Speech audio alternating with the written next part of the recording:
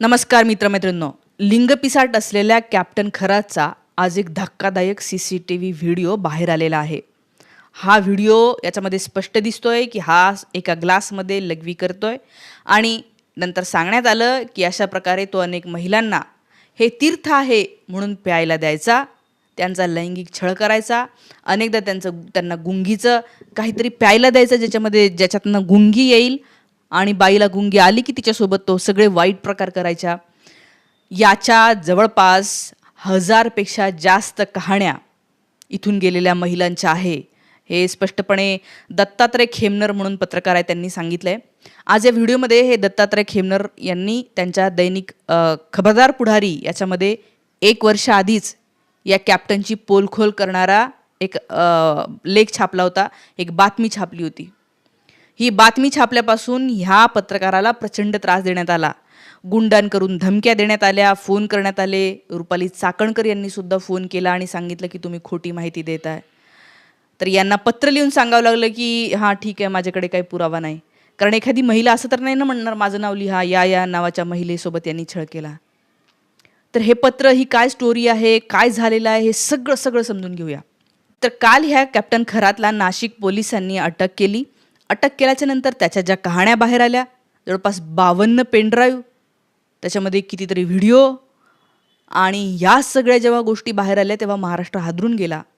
मला आज त्या महाराष्ट्राला काही गोष्टी सांगायच्या आहे, समजून घ्या. आज मी हे जे खडे घातले हे तुम्हाला दाखवायलाच काहीतरी घातलेले आहेत.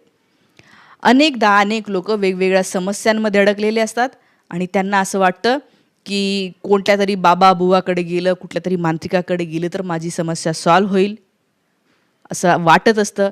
खरं तर जनता इतकी त्रासामध्ये आहे, इतके हाल आहेत, रोजगार मिळत नाही आणि त्याच्यामुळे वाटतं की अशाने काहीतरी होईल. त्या सगळ्या लोकांना मला सांगायचं आहे, कुठल्याही प्रकारच्या बाबा बुवाकडे तुम्ही जाऊ नका.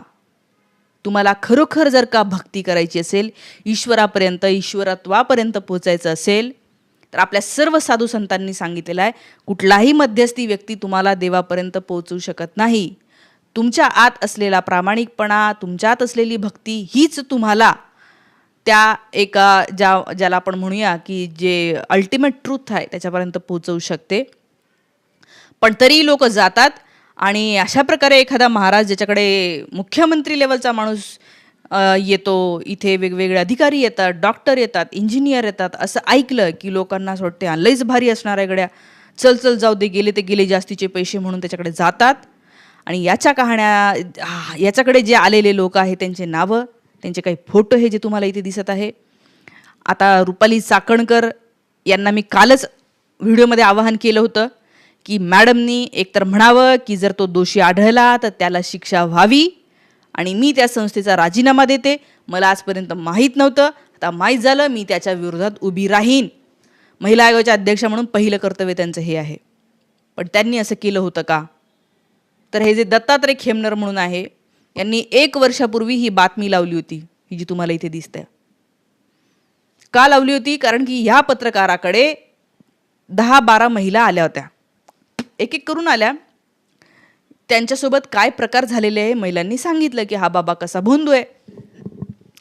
आता महिला आल्याच्या नंतर त्या पत्रकाराने ऐकून घेतलं आणि त्यांनाही वाटलं की बापरे, इतके वाईट प्रकार जर करत असेल की ज्योतिष पहायच्या नादानी बाई आली की तिच्यासोबत वाईट प्रकार करत असेल तर हे थांबलं पाहिजे, म्हणून त्यांनी बातमी लावली. आता अर्थात बातमी जेव्हा लावत असतात नावं द्यायची असतात ना, की बाबा कुणा एका व्यक्तीबरोबर छळ झाला. पण हा असा छळाचा प्रकार आहे ना की कुठली बाई जरी चुकून जरी गेली, फॉर एक्झाम्पल समजा मी गेलेली असेल तिथे चुकून, तर मला असं नाही वाटणार ना की माझं नाव पब्लिक व्हावं की बाबा माझ्यासोबत असा छळ झाला. नाही वाटत कुठल्याही महिलेला, आणि नाव नसतं डिस्क्लोज करायचं महिलेचं, त्याच्यामुळे त्यांनी नावं टाकले नाही. ही बातमी छापल्याच्या नंतर यांना फोन आलाय, वेगवेगळे फोन आले आणि त्याच्यात महिला आयोगाच्या अध्यक्षा ज्या या कॅप्टनच्या एका संस्थेच्या पदाधिकारी आहे, महिला आयोगाच्या अध्यक्षांचा फोन आला आणि म्हणतात की असं काय असेल तर तक्रार करायला सांगा, FIR करायला सांगा, नाहीतर मग तुम्ही जे काय केलेलं आहे ते चुकीचं आहे, खोटं आहे किंवा काय. म्हणजे डायरेक्ट मॅडमनी खोटं आहे हे डिक्लेअर करून टाकलं. खरं तर महिला आयोगाच्या अध्यक्षांची जबाबदारी ही असते की अरे बाबा, 1 मिनिट, महिला आयोगाच्या अध्यक्षांची जबाबदारी ही असते की अशी जर बातमी आली असेल तर ते खरं आहे का, त्याची शहानिशा करणं, तिथे आलेल्या अनेक महिलांसोबत बोलणं की खरंच असं आहे का, आणि जर असं असेल तर असू दे माझ्या किती पण जवळचा, मी त्याला कितीदा भेटलेली असू दे, बर्थडेला केक खाऊ घातलेला असू दे, व्यक्ती चुकीची असली ना तर मी म्हणते की त्याच वेळेला थांबायला पाहिजे, त्याच वेळेला तिथून दूर जायला पाहिजे आणि त्या व्यक्तीला शिक्षा होईल हे पाहायला पाहिजे. पण महिला आयोगाच्या अध्यक्षांनी या पत्रकारांना फोन केला. आज त्यांनी ते राहुल कुलकर्णी म्हणून त्यांचं चॅनल आहे, त्याच्यावर मी पाहिलं आहे पूर्ण मुलाखत. त्याच्यामध्ये ते म्हणत आहेत की आयोगाच्या अध्यक्षा म्हणतात की असं काही आहे का, काही महिलांची नावं आहेत का, हे ते. आता पत्रकार कसं काय ना महिलांची नावं देईल, ते म्हटले की नाही मी नाही देऊ शकत. तर म्हणाले की नाही मग तसं नसेल तर तुम्ही एक काम करा, मग खुलासा छापा की नाही नाही ह्याच्यावर काही सापडलेलं नाही. आणि त्या व्यक्तीला खुलासा द्यावा लागला. हे बघा, हे पत्र लिहून त्यांनी महिला आयोगाच्या अध्यक्षांना खुलासा दिला, कारण यांच्यावर, या पत्रकारांवर मानहानीचा दावा ठोकला होता त्या माणसाने, 5 कोटीचा. तो पण विचार करा. आता खरं तर तो पत्रकार राहिला, तो कसं काय एखाद्या महिलेचं नाव सांगेल ना की ह्या बाईंनी मला येऊन सांगितलं. त्याला इतका प्रामाणिक पत्रकार की त्यांना वाटलं की मी कुठल्या महिलेचं नाव सांगेल तर हा बाबा त्या महिलेला त्रास देईल, तिच्या जीवावर उठेल, तिच्या फॅमिलीवर उठेल. तर हा दावा ठोकला. आणि त्याच्यानंतर पण झालं असं की एक महिला, जिचं काहीतरी जागं झालं असेल, जमीर जाग गया म्हणतो तिला, तिला असं वाटलं हे चुकीचं आहे, मी बोललं पाहिजे, आणि तिने जाऊन पोलिसात तक्रार दिली, FIR झाली आणि त्या बाबाला अटक झाली. आता या बाबाच्या अजून काही कहाण्या ज्या या पत्रकारांनी, दत्तात्रय खेमनार यांनी ज्या सांगितल्या, त्यांनी सांगितलं की जवळपास 2000 पेक्षा जास्त महिलांसोबत असं केलेलं असू शकतं. एक जो CCTV फुटेजमधनं व्हिडिओ छोटासा बाहेर आलाय, इतका भयंकर आहे की एका महिलेसोबत काय करतोय की महिलेच्या डोक्यावर कलश दिला त्यांनी, आणि त्या कलशामध्ये पाणी असेल काहीतरी, तिला मागे फिरायला लावलं, ती फिरली आणि तो स्वतः ग्लासमध्ये लघवी करतोय बाबा. आणि त्याच्यानंतर पुढचं नाही दाखवलं, पण हे पत्रकार सांगत आहेत की अनेक महिलांना ह्यांनी स्वतःचं ते प्यायला दिलं आणि सांगितलं की हे तीर्थ आहे म्हणून प्यावंच लागेल तुला. आणि अजून काही भीत्या दाखवल्या असेल. आता अजून ह्या कहाण्या जेव्हा बाहेर येईल तेव्हा कळेल की हे तू पी, आणि तू पिलीस तरच काहीतरी हे होईल, नाही तर मग काहीतरी शाप दिला असेल, भीती दाखवली असेल. अनेक धर्मगुरू हे करतात. हे नाही केलं तर बघ बरं ते देव पाप लागेल, काहीतरी कोप होईल, काहीतरी फॅमिलीत नुकसान होईल, काहीतरी हे होईल, अशा भीत्या दाखवून दाखवून तर हे मोठे झालेले लोक आहेत सगळे, बाबा बुवा. अशी भीती दाखवली असणार आहे. आणि अजून काही गोष्टी म्हणजे त्यांनी सांगितलं की अजून काही किस्से, जसे एका बिझनेसमनचं त्यांनी सांगितलं की एक 50-60 रुपयाला खडे तो आणायचा आणि तो खडा 5-5, 10-10 लाखाला विकायचा. अनेक उद्योगपती ते आपल्याला काहीतरी उद्योगात फायदा होईल म्हणून ते घालायचे. पण आज मी जे खडे घातलेले याची पण कहाणी मी तुम्हाला सांगते पुढे. शक्तिवर्धक पाणी प्यायला द्यायचा. एक खूप वय झालेला एक म्हणे की त्याच्याकडे आला होता व्यक्ती, आणि राजकारणातला आहे असं त्यांनी सांगितलं, आणि वय झालेलं असल्यामुळे अर्थात त्यांना शक्ती पाहिजे असेल, तर काहीतरी कुठलं तरी त्यांनी राखोळा काय दिलं प्यायला पाण्यामध्ये टाकून, शक्ती येईल. दुसरी कहाणी आहे की जेव्हा बायका तिथे यायच्या त्याच्याकडे, की एका महिलेसोबत असं झालं की भविष्य पाहायला म्हणून आई वडील त्या मुलीला घेऊन गेले 20 वर्षाच्या. तर या महिलेला त्यांनी आतमध्ये ठेवलं, आईवडिलांना सांगितलं तुम्ही केबिनच्या बाहेर थांबा, आणि त्या मुलीसोबत त्यांनी तसे प्रकार केले. याची एक कहाणी सांगायची तर याचं जे केबिन आहे, हे जे तुम्हाला CCTVमध्ये जर दिसलं असेल, त्याच्यामध्ये खूप अंधार असतो, बाहेरच्यांना आतलं काहीच दिसणार नाही अशी सोय आहे. आणि या अंधारामध्ये म्हणजे इतकं भयंकर काहीतरी ते जे काय आहे, ह्याच्यामध्ये हे सगळे प्रकार तो करायचा. आणि जर का वश झाली दिसायला, जर का त्याला असं वाटलं की नाही नाही हिला आपण पुढे नंतर बोलवायला पाहिजे, तर काहीतरी करून तो तिला बोलवायचा आणि असे प्रकार करायचा. हे इतकं भयंकर आहे. एप्स्टीन का म्हटलं त्याला, कारण एप्स्टीन तिकडं ते मोठे मोठे राजकीय हस्तक असेच हे करायचा, मुली पुरवायचा. इथे तसं नाही दिसत आहे, पण हा स्वतःच अशा प्रकारे हे करत होता. आणि एका पत्रकाराने बातमी छापली तर पत्रकारालाच त्रास दिला गेला. बघा म्हणजे या देशामध्ये काय अवस्था यांनी आणून ठेवलेली आहे. आणि ह्या बाबाविषयी जर का याच्या आधी पेपरमध्ये असं आलं असेल तर पोलिसांनी सुद्धा नव्हतं काय ॲक्शन घ्यायला पाहिजे, तिथे जाऊन काय होतं आहे काय नाही CCTV, पण असं पोलिसांनी पण काही केलं नाही. आणि हे सगळं झालेलं आहे. मला आज लोकांना या निमित्ताने काही गोष्टी सांगायच्या आहे. ती गोष्ट अशी आहे, या खड्याची गोष्ट सांगते. आता प्रत्येकालाच भविष्याची चिंता असते आणि जर दिवस तुमचे म्हणजे काय बाबा, ज्यांची खूप वाईट हालाखीत असतात, जगत असतात, त्यांना असं वाटतं कुठला तरी बाबा, कुठलं तरी भविष्य.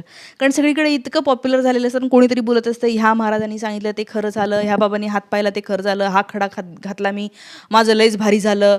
त्या चर्चा तुम्ही जे ऐकता बंद करा पहिले ते ऐकणं. त्याचा इतका परिणाम होतो तुमच्यावर की तुम्हाला खरंच असं वाटतं की मी काहीतरी खडा घातला तरच माझं होईल.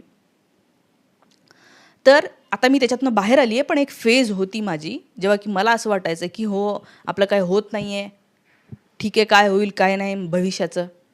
तर एक खडा मला एका मॅडमने दिला होता खूप वर्षाआधी, आणि त्याने असं काहीतरी होतं, त्याची घालायची विधी वगैरे सांगितलं होतं, ते सगळं घातलं. आज मी तुम्हाला सांगते, ज्यांच्याकडून हा खडा जो आहे मी घेतला होता त्या बेडरिडन आहे मॅडम.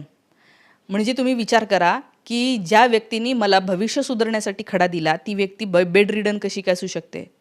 जर यांना एवढंच माहिती आहे दिवस कसे सुधरवायचे, पालटवायचे एखाद्या व्यक्तीचे, तर त्यांनी असे खडे घालून आपलं आयुष्य सुधरवलं असतं ना. आज त्यांना बेडवरून खाली उतरून चालायला मुश्किल होते. आणि दुसरी कहाणी या खड्याची सांगते. हा जो काही खडा आहे हा सुद्धा एका व्यक्तीने दिला होता, म्हणजे एका दुकानामध्ये जाऊन तो घेतला होता. खूप खूप जुनी गोष्ट आहे. आज त्या ठिकाणी ते दुकान नाही आहे जिथून हे घेतला. म्हणजे जे तुमचं भविष्य सुधारवण्याच्या गोष्टी करतात, तुम्हाला आश्वासन देतात ना, त्यांचंच दुकान चालत नाही. त्यांनाच माहीत नसतं की स्वतःचा धंदा वाढवण्यासाठी काय करायचं, ते त्यावरच्या ग्राहकांना शांत करू शकत नाही. आणि म्हणून मी तुम्हाला सांगते, कुणीही तुम्हाला कधीही जर म्हटलं की एवढा एवढा हा खडा घाल त्याने होईलच, मी तुम्हाला सांगते त्याला खूप कन्व्हिक्शन लागतं आतून. मी घालणार नाही, काय करायचं ते करून घे, नाही घालणार. मला माहिती आहे म्हणा की भविष्य घडवायचं असेल तर काय करायला पाहिजे. स्वतःची मेहनत, प्रामाणिकपणा असेल ना, तुम्ही काही पण करू शकता. आणि आता अनेक लोकांना असं वाटेल तू हे घातलं म्हणून असं झालं. खूप रेअरली घातलं. ते घेतल्याच्या नंतर काही 8-15 दिवस घातलं असेल, नंतर मलाच ते असं खूप जड वाटायला लागलं. नको केलं, मी काढून टाकलं. कशानेच काही होत नसतं. जे काय होतं ते तुमच्या याच्यावर होत असतं. आणि आज तुम्हाला फसवणारे खूप लोक सगळीकडे आहे. हे भोंदू बाबा वगैरे. खरंच मी तुम्हाला सांगते, आपल्या सगळ्या वारकरी संतांनी सांगितलेलं आहे की देव आणि तुम्ही, आपल्या महात्मा फुल्यांनी सांगितलेलं आहे की तो ईश्वर निर्मिक म्हणलेला आहे महात्मा फुल्यांनी. तो निर्मिक आणि तुम्ही यांच्यामध्ये कुणाही व्यक्तीची, कुणाही पुरोहिताची, पूजा करून देणाऱ्या पुजाऱ्याची, ब्राह्मणांची, मुस्लिम असेल तर कुठल्या तरी धर्मगुरूंची, ख्रिश्चन असेल तर पाद्र्याची गरज नसते. तुम्हाला त्या निर्मिकापर्यंत पोहोचायचं असेल तर तुम्ही डायरेक्ट पोहोचू शकता. शांत ध्यान करा, नामस्मरण करा, विपश्यना करा. ह्याच्यातनं तुम्हाला जो आनंद मिळेल तो आनंद कुठेच नाही. आणि त्याच्यामुळे हे जे काही धंदे करणारे लोक आहे यांच्यापासून दूर राहा. मी तुम्हाला सांगते की इतके, अरे तो आसाराम बापू 2-2दा रेप केस त्याच्यावर सिद्ध झालेला आहे, जन्मठेपेच्या शिक्षेमध्ये आहे. परवा राम मंदिरामध्ये त्याचा एवढा सत्कार केला गेला. ही व्यवस्था आज जर पाहिलं ना तर ह्या अशा बाबांना, भोंदू बाबांना बढावा देणारी आहे. एखादा जसा बाबा उघड होतो, मी तर म्हणतो याच्यामध्ये खूप मोठं हे पण असणार आहे. तो वाईट तर आहेच, पण याच्यामागे राजकारण आहे. एकनाथ शिंदे असेल किंवा अजितदादा पवार यांचे हे 2 पक्षातले लोक त्याच्यामध्ये दिसत आहेत. आता अर्थात त्यांचा काही दोष नाही, ते तर भेटायला गेले असतील, पण त्या निमित्ताने त्यांची बदनामी होते, त्यांचं काहीतरी हे होतं आणि ह्याचा फायदा कोणाला तरी होतो. अर्थात या माणसाला कडक शिक्षा झाली पाहिजे, सगळे कान बाहेर आले पाहिजे, जे सगळे कुणा महिलेबरोबर त्यांनी काय काय केलं आणि त्यांनी कोणाकोणाचे पैसे घेतले, त्या प्रत्येकीला पैसे वापस दिले पाहिजे. आज इथेच थांबते. रुपाली चाकणकरांनी माफी मागावी आणि लवकरात लवकर राजीनामा द्यावा. हा व्हिडिओ त्यांच्यापर्यंत पोहोचवा. धन्यवाद.